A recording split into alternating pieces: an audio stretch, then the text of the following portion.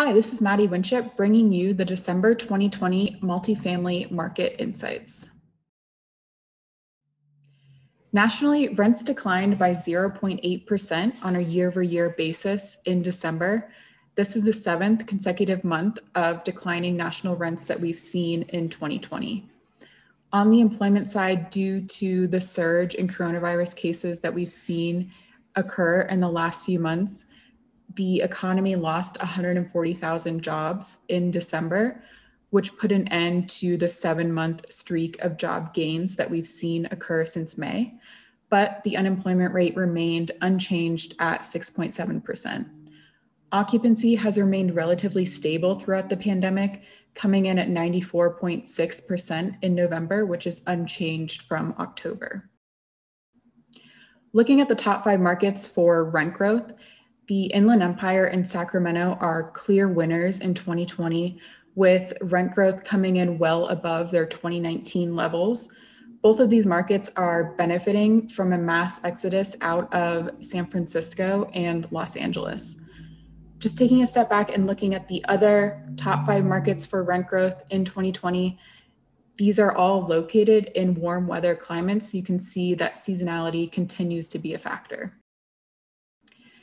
Now I want to take a deep dive and compare rents in San Francisco to those in Sacramento and the extreme bifurcation that we're seeing among rent growth in these two metros. So first, looking at San Francisco, rents declined by 9.4% in December. The rent declines in the metro continue to get bigger every month, leading us to believe that rents have not yet hit bottom. On the occupancy side, we've seen occupancy decline by 2.8 percentage points in San Francisco on a year-over-year basis. In contrast to San Francisco, in Sacramento, we've seen rent growth of 6.1% in December. And we've seen a few months of extremely strong rent growth in this metro, thanks to an exodus out of San Francisco and many residents likely moving to Sacramento due to the lower housing costs in the metro. Occupancy in Sacramento continues to increase as well, increasing by 1 percentage point on a year-over-year basis in November. Another example of this bifurcation among rents is happening in New York. So I want to compare New York City to Long Island. In New York, our metro consists of the Manhattan, Brooklyn, and Queens boroughs. We saw rents decline by 11.7% on a year-over-year basis in December. And just like San Francisco, the rent declines continue to increase month over month. So we don't think that rents have yet hit their bottom in New York. Occupancy in New York continues to decline as well. We've seen occupancy decline by 4.4 percentage points on a year-over-year basis.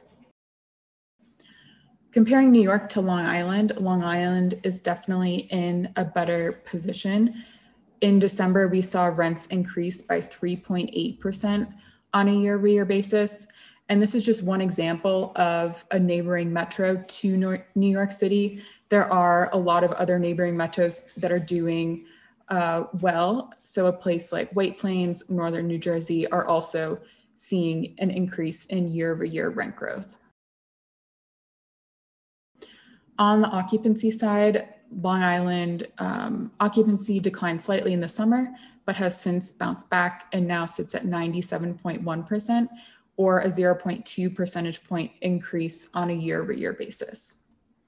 So these are just two examples of the bifurcation of rents and occupancy that we're seeing in New York and California. But if you were to take a look at an urban city center anywhere across the US and compare rents there to another lower cost metro or even the suburbs of that same city, you would likely see that same bifurcation that's occurring in these larger cities there.